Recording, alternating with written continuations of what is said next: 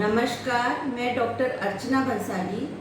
आज smart parenting में topic है नवजात शिशुओं का अधिक रोना। जब भी बच्चे का जन्म हो रहा होता है तो पूरे फैमिली को, पेरेंट्स को यही इंतज़ार रहता है कि बच्चा कब रोए। मतलब उसका जन्म होता है तो बच्चा रोता है, और अगर बच्चा नहीं रो पाता है तो उसके लिए पीडियाट्रिशियन, नियोनेटोलॉजिस्ट अपना ट्रीटमेंट देके उसको रुलाते हैं। लेकिन अगर यही रोना उसका नियोनेटल पीरियड में या बाल्यावस्था में होता है तो पेरेंट्स को चिंता भी हो जाती है कि बच्चा आज इतना अधिक क्यों रो रहा है। बच्चे की अपनी कोई भाषा तो होती नहीं है, तो वो सारी कुछ अपनी ज़रूरतें जो भी है वो रो के ही बताता है। तो हमें क्या समझना है, एज ए पेरेंट हमें समझना पड़ेगा कि यह कोई नॉर्मल रिक्वायरमेंट के लिए बच्चा रो रहा है या कोई उसको गंभीर समस्या है। आज हम डिस्कस करेंगे कि नॉर्मल जो चीज़ें हैं जिसकी वजह से बच्चे रोते हैं। सबसे पहले तो है भूख और प्यास लगना।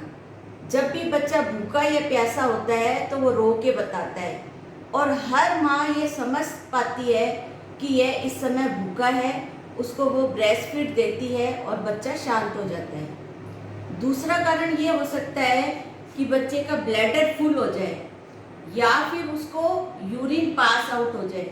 दोनों ही स्थिति में बच्चे को अत्यधिक रोता है एक बार, लेकिन जब हम उसका नैपकिन चेंज कर देते हैं, सब कुछ ठीक हो जाता है, तो बच्चा शांत भी हो जाता है। एक और नॉर्मल सा कारण होता है, वो होता है जब बच्चे को ब्रेस्ट फीडिंग कराते हैं तो बच्चा हवा भी ले लेता है।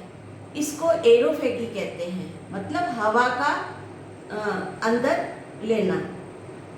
इसमें क्या होता है कि जैसे ही बच्चे को दूध पिला के माताएं लिटा देती हैं तो वो हवा शरीर से निकल नहीं पाती है, क्योंकि बच्चा बैठ नहीं सकता उस उम्र तक। तो इसके लिए क्या करना है, जब भी ब्रेस्ट फीड कराएं तो बच्चे को कंधे पे लेके थपकी दिलाएं।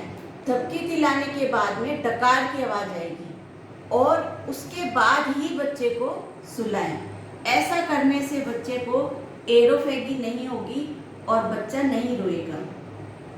एक और नॉर्मल सा कारण होता है कि कोई इंसेक्ट, चींटी कुछ काट जाए बच्चे को, तो बच्चा अचानक से रोने लगता है और हम बच्चे का शरीर देखते हैं तो उस पर कोई चिकित्सा सा बन जाता है।